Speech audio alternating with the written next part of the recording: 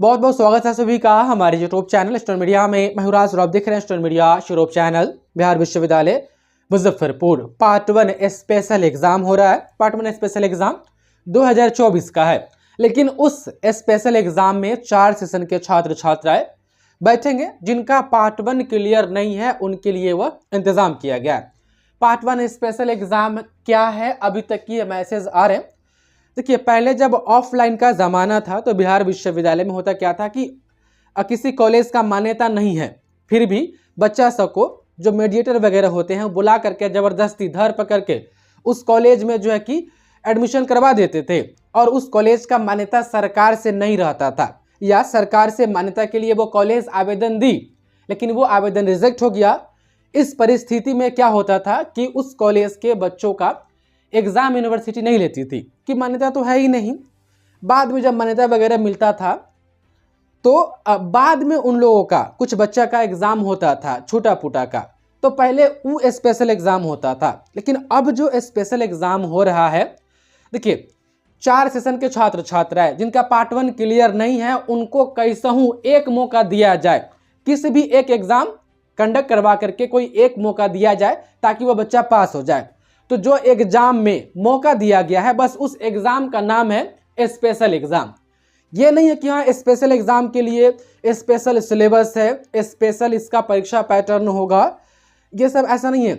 Syllabus वही है जो पार्ट 1 पार्ट 2 पार्ट 3 जो 3 साल वाला स्नातक था जो उसका सिलेबस था, तो इस पार्ट 1 स्पेशल एग्जाम का भी सिलेबस वही है, परीक्षा पैटर्न भी वही रहेगा पुरन के वाला।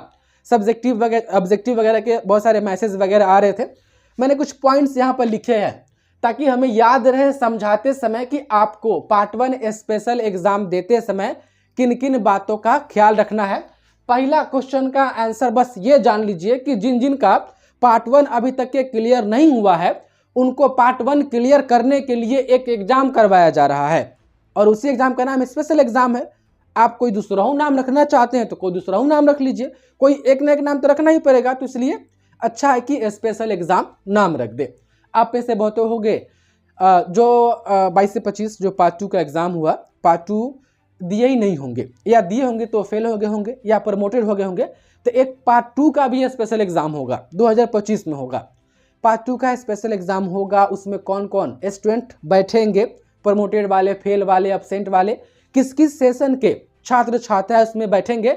यूनिवर्सिटी में एक एग्जामिनेशन बोर्ड की परीक्षा विभाग की जो है कि उसमें जो मेंबर होते हैं उनकी मीटिंग होने वाली है, तो एग्जामिनेशन बोर्ड के मेंबर जो भी है उनमें जो मीटिंग करवाई जाएगी उसमें तय होगा कि पार्ट 2 का स्पेशल एग्जाम कब होगा, किन किन को मौका दिया जाएगा। लेकिन पार्ट 2 का भी स्पेशल एग्जाम 2025 में होगा। तो ये बस ये समझ लीजिए कि एक स्पेशल एग्जाम कोई एग्जाम करवाया जा रहा है ताकि मौका दे दिया जाए छात्र छात्राओं को पार्ट 1 क्लियर करने के लिए, उसी का नाम जो है कि स्पेशल एग्जाम है।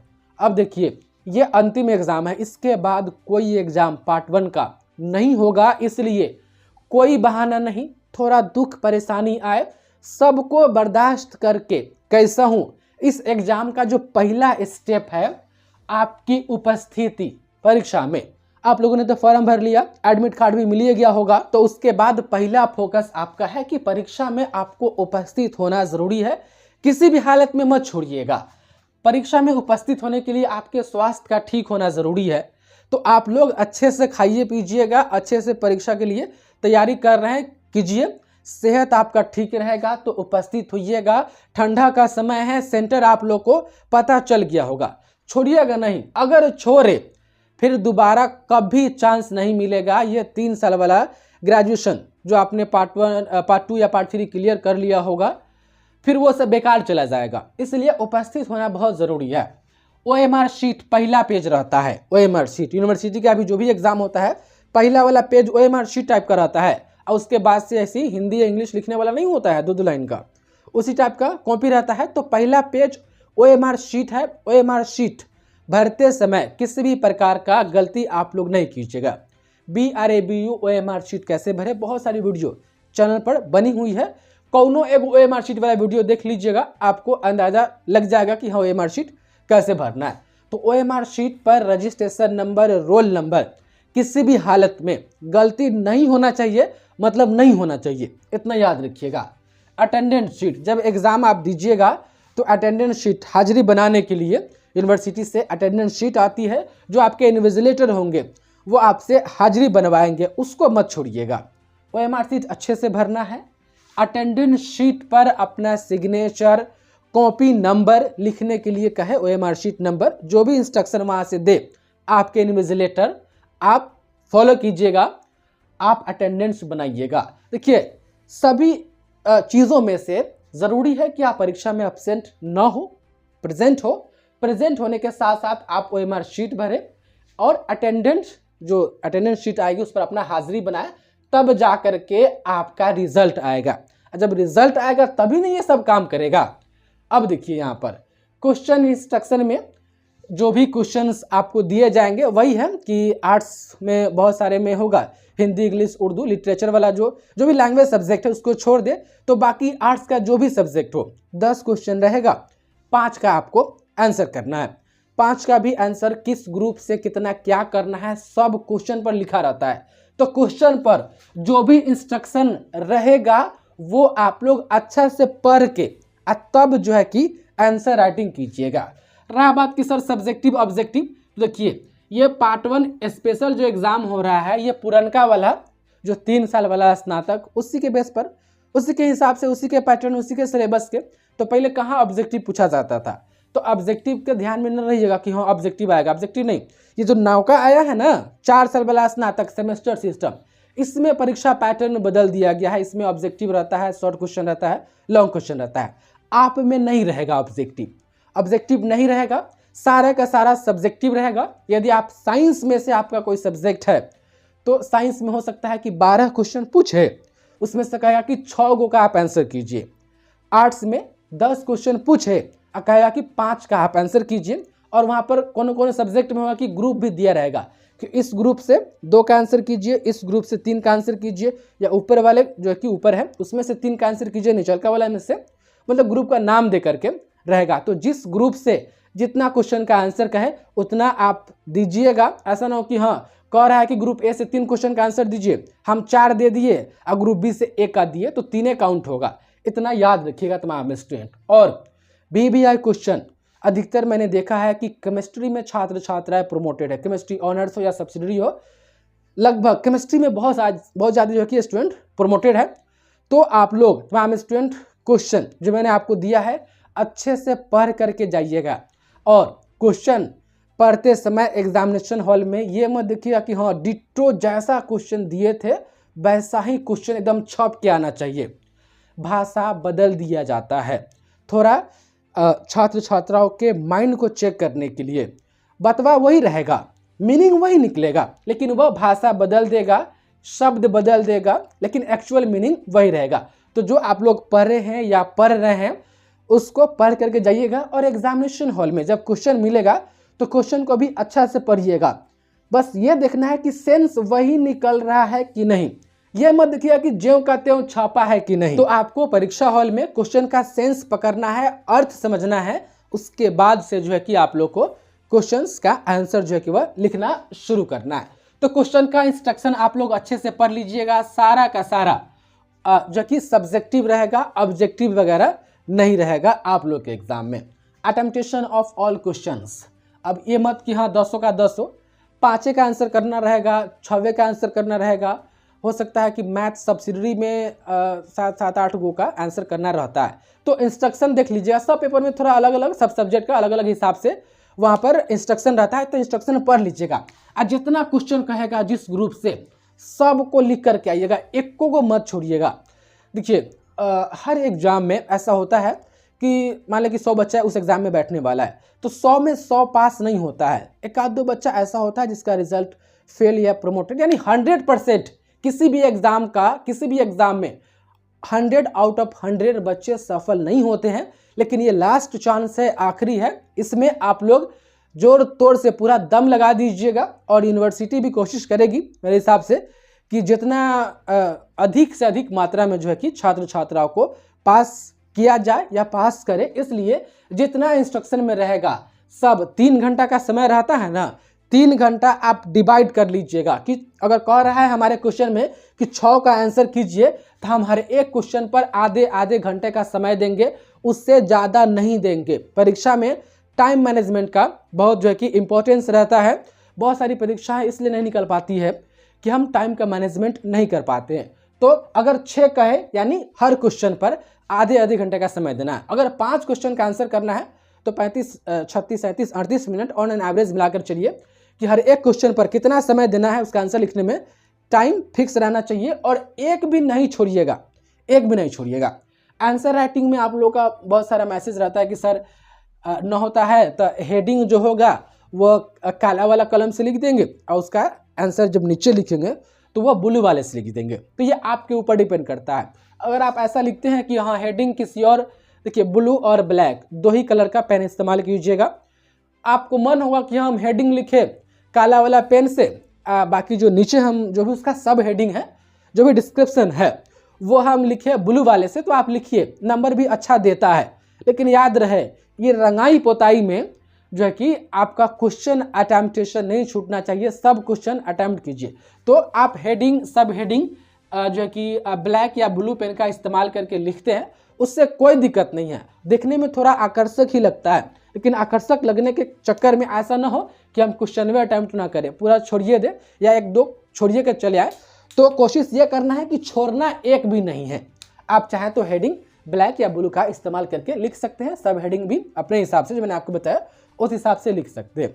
कुछ यहाँ पर इंस्ट्रक्शन वगैरह रहते हैं कि कितने पेज में क्या लिखना है नीचे वाला, लेकिन इसको बताने से पहले ही मैं एक चीज़ और बता दूं कि ये वाला जो है ना दिमाग काम करता नहीं एग्जामिनेशन हॉल में, क्योंकि मैंने भी एग्ज़ाम दिया है यूनिवर्सिटी का और आज भी दे ही रहे हैं। ये जो कहा जाता है ना कि 20 मार्क्स का जो है कि क्वेश्चन रहेगा उसका आंसर 5 से 6 पेज में दीजिएगा, कहा जाता है, बात भी ठीक है, लेकिन हो नहीं पाता है। और आपसे हो जाता है तो बहुत बहुत अच्छा बात है कि कम से कम आप कर लीजिएगा। इतना याद रखिए कि 20 नंबर का जो भी क्वेश्चन रहे उसका आंसर 5 या 6 पेज इतना में ज़रूर दीजिएगा, लिखिएगा ज़रूर, लिखने पर नंबर मिलेगा, इतना याद रखिएगा। केमिस्ट्री इतना फेल क्यों होता है, केमिस्ट्री के बच्चे प्रमोटेड क्यों होते हैं? केमिस्ट्री में स्टूडेंट लिख ही नहीं पाते हैं, बहुत कम, 7 पेज 8 पेज 9 पेज पूरा का 100 नंबर का पेपर है, उसका 7-8 पेज में आंसर दे करके आए, गड़बड़ा जाता है। इसलिए जितना ज़्यादा लिखिएगा उतना आपके लिए सही रहेगा। ये पार्ट 1 स्पेशल एग्जाम में कभी कभी होता है ना कि एक्चुअल आंसर नहीं भी है लेकिन बच्चा लिखा तो है ना कम से कम, तो उसके बदले भी नंबर दे दिए जाते हैं। और इस बार तो कोशिश रहेगी कि हाँ ज़्यादा से ज़्यादा बच्चों को पास कर दिया जाए, क्योंकि इसमें जो फंसेंगे उनका तो फिर दोबारा कुछ हो नहीं हो पाएगा। इसलिए जो है कि आप लोग ये वाला 20 नंबर का रहे तो 5 से 6 पेज में कोशिश कीजिएगा कि हम उसका आंसर करें। 15 नंबर का रहे तो 4 से 5 पेज में उसका आंसर दीजिएगा। 10 नंबर का वो क्वेश्चन है तो उसका आंसर 3 से 4 पेज में दीजिएगा। 5 नंबर का है तो 2.5 से 3 पेज में उसका आंसर जरूर लिखिएगा। भले ही आप इस पेज को फॉलो करें या ना करें, लेकिन लिखिएगा जरूर। 18, 20, 22 प्लस पेज में आप जरूर लिख करके आइएगा, क्योंकि बिहार में अधिकतर मैंने देखा है कि जो अच्छे से लिख करके कितनों आप एकदम बढ़िया परफेक्ट आंसर लिख करके आइए, लेकिन 5 लाइन में लिखे हुए हैं ना तो कॉपी चेक करने वाले अब पता ना उतना जो कि नोटिस करके पढ़ते हैं कि नहीं पढ़ते हैं, उतना नंबर नहीं देते हैं जितना लोग 15 लाइन में लिख के आ रहता है उनको मिल जाता है। तो इसलिए आप लोग मैम स्टूडेंट ध्यान दीजिएगा कि लिखिएगा और अच्छे से लिखिएगा और ज़्यादा लिखिएगा। ये कुछ इंपॉर्टेंट पॉइंट है, मैंने आपको सारी चीज़ें बताई शॉर्ट में। बस यही फिर मैं आपको कहूँ कि प्रेजेंट जरूर होइएगा, छोड़िएगा नहीं। स्वास्थ्य ठीक रहेगा, सेहत, ठंडा का समय है तो स्वास्थ्य ठीक रहेगा तो आप अच्छे से लिखिएगा, कंसंट्रेट करके माइंड को। OMR शीट अच्छा से भरिएगा। OMR शीट पर कुछ गलती हो जाए, बस 2 चीज़ नहीं होना चाहिए, आपका रजिस्ट्रेशन नंबर और रोल नंबर, ये किसी भी हालत में गलती नहीं होना चाहिए। ऐसे तो गलती कौन नहीं होना चाहिए, लेकिन कहीं हो जाता है तो वो चलेगा दूसरा चीज़, लेकिन रजिस्ट्रेशन नंबर लिखना और रोल नंबर लिखना गलती से भी गलती नहीं होना चाहिए और अटेंडेंस नहीं छूटना चाहिए। ये सारी चीज़ें बहुत ज़रूरी है आपका रिजल्ट आने के लिए। बाकी क्वेश्चन के लिए इंस्ट्रक्शन पढ़ लीजिएगा, मैंने कह दिया कि एक भी क्वेश्चन नहीं छोड़िएगा, सारे को अटेम्प्ट करके आइएगा। आंसर राइटिंग में हेडिंग सब हेडिंग आप ब्लू और ब्लैक दोनों का इस्तेमाल करके आप अच्छा से लिखिएगा तो और अच्छी बात है। बाकी ये इंस्ट्रक्शन है जो शायद ही फॉलो कर पाते हैं स्टूडेंट, मैंने भी जो कि ये वाला फॉलो मैं भी नहीं कर पाया था, क्योंकि उस वक्त लिखते रहना है, सोचने का समय तो रहता नहीं है। 3 घंटे में सारे जो है कि क्वेश्चंस के आंसर करने रहते हैं, इसलिए ज़्यादा समय मिलता नहीं है। तो तमाम स्टूडेंट आप लोग जो है कि जाइए एग्ज़ाम दीजिए, अच्छे से लिख करके आइएगा। ये जो है कि मैसेज नहीं आना चाहिए कि सर मेरा जो है कि अब्सेंट हो गया, हम क्या करें, या सर हम 8 पेज लिख पाए हैं, 10 पेज लिख पाए हैं, 12 पेज लिख पाए हैं। ऐसा नहीं कहिएगा आप लोग, मैसेज में होना भी नहीं चाहिए। अगर ऐसा हुआ तो समझिए कि रिजल्ट गड़बड़ा जाएगा। रिजल्ट गड़बड़ाया मतलब ग्रेजुएशन किया, फिर आपको 4 साल वाला स्नातक फर्स्ट सेमेस्टर से शुरू करना पड़ेगा। 4 साल वाले स्नातक में बहुत झमेला है, प्रैक्टिकल होता है, इंटरनल होता है, एक्सटर्नल होता है, हर 6 महीना पर एडमिशन होता है। तो 4 साल वाला स्नातक जो है कि थोड़ा जो है कि प्रक्रिया उसका लेंदी है 3 साल वाले की अपेक्षा। तो आप लोग जो भी आपका है, अच्छा किसी किसी का ये होगा कि MIL हिंदी में ही सिर्फ वो प्रमोटेड होंगे और उसका उसी का एग्जाम सिर्फ देना होगा। तो रूटीन वाला वीडियो देख लीजिएगा। और आपका जो ऑनर्स जो भी रहा हो, आप ऑनर्स में पास है कोई बात नहीं, वो देख लीजिएगा। वो ऑनर्स वाले का MIL कब है, तो उस ऑनर्स वाले का जिससे आपका ऑनर्स मैच करेगा, उसका जिस दिन MIL होगा उसी दिन जाकर के आप अपना MIL का एग्ज़ाम दीजिएगा। और ऑनर्स में यदि आप प्रोमोटेड है, आप ऑनर्स का सिर्फ एग्ज़ाम दे रहे हैं, तो ये मत सोचिए कि हम पेपर 1 में प्रोमोटेड है सिर्फ पेपर 1 का ही दें, या पेपर 2 में प्रोमोटेड है पेपर 2 का ही दें। ऐसा नहीं है। पासिंग मार्क्स आपके पेपर 1 पेपर 2 दोनों मिला करके होता है। अगर किसी में भी एक में आप छोड़ दिए तो दूसरा का अपने आप जो है कि इनवैलिड हो जाता है। किसी एक पेपर में आपका 50 नंबर 60 नंबर आ गया तो बच्चा सोचता है कि हम एक पेपर में तो पास हो गए, एक पेपर में फेल है। ऐसा नहीं है, आपको दोनों मिला करके जो है कि 90 नंबर लाना पड़ता है। 90 से कम आता है तो समझिए कि दोनों का दोनों पेपर आपका खत्म हो गया। इसलिए ऑनर्स में कोई स्टूडेंट प्रमोटेड है तो वो सारे का सारा ऑनर्स पेपर 1 पेपर 2 दोनों देंगे। बाकी कोई बच्चा पार्ट 1 में पहले एब्सेंट था तो वो ऑल सब्जेक्ट का एग्जाम देंगे, ऑल सब्जेक्ट का फिर पार्ट 2 का स्पेशल एग्जाम होगा तो उनको देना पड़ेगा तमाम स्टूडेंट। तो इन सभी चीज़ों का याद रखिएगा, सारे इंस्ट्रक्शन को फॉलो करके आप लोग एग्जाम दीजिएगा। बाकी मेरी तरफ से बेस्ट ऑफ लक है, एग्जाम दे करके आइएगा। अपना एक्सपीरियंस जरूर शेयर कीजिएगा और पढ़िए, जितना पढ़िएगा VVI क्वेश्चन के अलावा भी जितना आपके पास मटेरियल है पढ़िएगा ना तो आइडिया रहेगा दिमाग में, बहुत सारा आइडिया रहेगा। तो जो क्वेश्चन का आंसर आपको नहीं भी आता है ना, उस आइडिया के बेस पर आप जो है कि उस क्वेश्चन का आंसर आप लिख सकते हैं बना करके। इसलिए जो भी गेस्ट क्वेश्चन या प्रीवियस ईयर क्वेश्चन के थ्रू आप लोगों ने तैयारी किया या तैयारी कर रहे हैं, उसको पढ़ने के साथ साथ समय मिल रहा है तो और पढ़िए, एक्स्ट्रा पढ़िए। पढ़ने से जो है कि बहुत सारा आइडिया दिमाग में क्रिएट होता है, जैसे मैंने आपको बताया, और आप अपने से भी आंसर्स बना करके आप लोग लिख सकते हैं। बाकी तमाम स्टूडेंट बेस्ट ऑफ लक, मिलते हैं किस नेक्स्ट वीडियो में। बहुत बहुत धन्यवाद आपका इस वीडियो को देखने के लिए।